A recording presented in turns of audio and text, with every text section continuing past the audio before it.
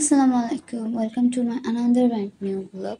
সেদিন আমি খুব সকাল সকাল ঘুম থেকে উঠে গিয়েছিলাম, কারণ আমার বোনকে স্কুলে দিয়ে আসতে হবে সেজন্য।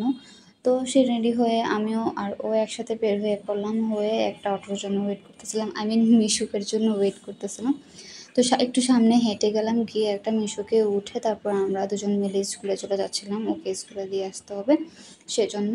আর সে সকালবেলা এত ভালো লাগে, মানে কোনো ক্রাউড নেই, কোনো পিপল নেই, কোনো ভেহিকেলস নেই, কিছুই নেই, আমার কাছে খুবই ভালো লাগে। আর এই জায়গাটা আমাকে দেখলেই খুব নস্টালজিক লাগে, কারণ এই জায়গাটা আমার ছোটোবেলায় অনেক অনেক অনেক স্মৃতি আছে, যেটা আমি না হয় অন্য কোনোদিন আপনার সাথে শেয়ার করবো। আজকের ভিডিওটা নাই করি। তো এই তো আমরা দুজনে বসে বসে মিশুকে কথা বলতে বলতে চলে যাচ্ছিলাম স্কুলের সামনে। আর এখানের যেই এই রেস্টুরেন্টটা আছে সেটার বাইরের অ্যাম্বিয়েন্সটা আমার কাছে খুবই ভালো লাগে। তো এই তো স্কুলের সামনে চলে আসলাম। আমি ওকে স্কুলে নামিয়ে দিয়ে একটু দাঁড়িয়ে থাকলাম, কারণ ওকে ভিতরে ঢুকিয়ে তারপর আমি একবার চলে আসবো, না হয় আমার কাছে খুবই টেনশন লাগে, আই ডোন্ট নো হোয়াই। হয়তো বড় বোনরা এমনই হয় অ্যাকচুয়ালি। তো ওই তো আমার বোনটা চলে যাচ্ছে, তারপর আমি ভাবলাম যে ঠিক আছে, যেহেতু সকালবেলা একটু হেঁটে হেঁটে যাই, তাহলে আমি একটু ন্যাচারালটা উপভোগ করতে পারবো। তো এই তো যেই ভাবনা সেই কাজ, আমি হেঁটে হেঁটে যাচ্ছিলাম, দেখেন রাস্তায় জাস্ট দুই একটা ভেহিকেলস, এছাড়া আর কোনো ভেহিকেলস নেই, আর কোনো মানুষও নেই। তাই আমি আরও বেশি করে এনজয় করতেছিলাম আমার এই সকালবেলাটা। তো এই যে এখানে আপনাদেরকে দেখাচ্ছি এটা। তো এই তো এটাই ছিল যে ধর্মসাগর পার্ক। সকাল সকাল দেখে একদম বোঝাই যাচ্ছে না, তাই না? এখানে কিছুক্ষণ পর অনেক ক্রাউড হয়ে যাবে, বাট এখন কোনো ক্রাউড নেই।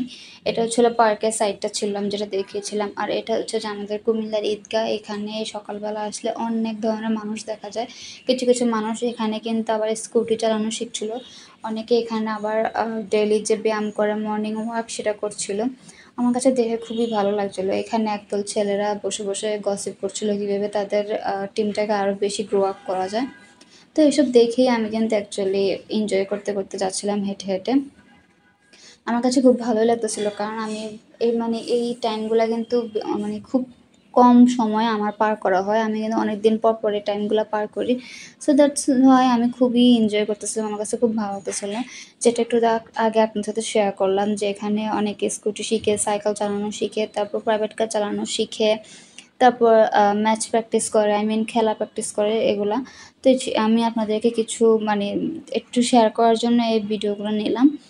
তো তারপরে এই তো আমি হেঁটে হেঁটে আবার সামনের দিকে যাচ্ছিলাম, আর চারপাশটা একদম এনজয় করতেছিলাম, কারণ সব ফাঁকা ছিল, সব ফাঁকা ছিল।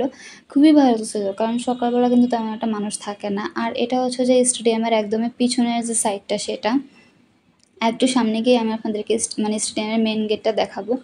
আর এটা ওখানে ছিল যে পুলিশ সুপার না জানি কি একটা ছিল, এটা অ্যাকচুয়ালি আমার মনে নেই এটার অ্যাকচুয়াল নামটা কি। আর উপর দিকে তাকায় দেখি যে এত গাছপালা, মানে খুবই ভালো লাগতেছিল। তো আর এই যে এটাই হচ্ছে যে স্টেডিয়ামের মেইন গেটটা, এটা মেবি ধীরেন্দ্রনাথ দত্ত স্টেডিয়াম। আমি হয়তো নামটা ক্যাপচার করতে পারিনি। আর এই তো আমি আবারও হেঁটে হেঁটে যাচ্ছিলাম, আর এর সামনে ছিল কিন্তু জিলা স্কুল।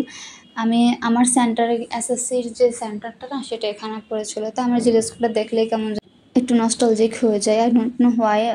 মেবি আই গেস আমার ফ্রেন্ডদের কথা খুব মনে পড়ে, তাদের সাথে কাটানোর সময়গুলো আমি খুবই খুবই মিস করি।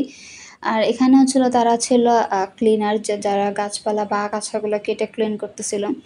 আর সকাল সকাল এরকম যদি তাজা তাজা ফুল দেখে, তাহলে কার না মনটা ভালো হবে। আর এগুলোর গ্রান কিন্তু খুবই ছড়াচ্ছিল, কজাগুলো খুব তাজা ছিল।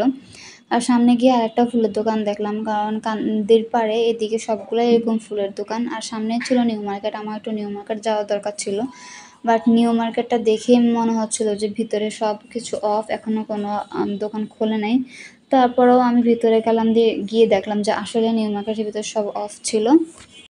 তারপর নিউ মার্কেট থেকে বের হয়ে আমি আবার হাঁটতে শুরু করলাম। আর এটা হচ্ছিল যে সাত্তারখানার খন্দকারের সামনের যে মেন যে রোডটা, এটা দিয়ে আমি হেঁটে হেঁটে বাসায় চলে যাচ্ছিলাম, কারণ আমি প্রচুর হেঁটে ফেলেছি। তাই গেস ভাবলাম যে আর হাঁটাটা মেবি ঠিক না, মানে অনেকক্ষণ হেঁটে ফেলেছি, এমনিতেই আমি অনেক স্লিম। তো ভাবলাম যে ওকে ফাইন, এবার বাসায় চলে যাওয়া যাক। তো আমি এবার হেঁটে হেঁটে বাসায় চলে যাচ্ছিলাম। আর এই তো আমার আজকের ভিডিওটা এ পর্যন্তই। সবাই আমার পেজে একটা করে ফলো দিবেন এবং লাইক, কমেন্ট অ্যান্ড শেয়ার তো মাস্ট বি করবেন। কারণ আপনারা প্রায় দেখি যে আমার পেজে কেউ ফলো দিতে চান না। আমি কিন্তু খুব ভালো, ভালো কনটেন্ট বানাই। আর আমার কনটেন্ট যদি আপনাদের কাছে ভালো না লাগে বা কোথাও গ্যাপ লাগে তাহলে অবশ্যই আপনারা কিন্তু আমাকে জানাতে পারেন। ইনবক্সে কমেন্ট করতে পারেন, ইনবক্সে মেসেজ করতে পারেন অথবা কমেন্ট করতে পারেন। বাই।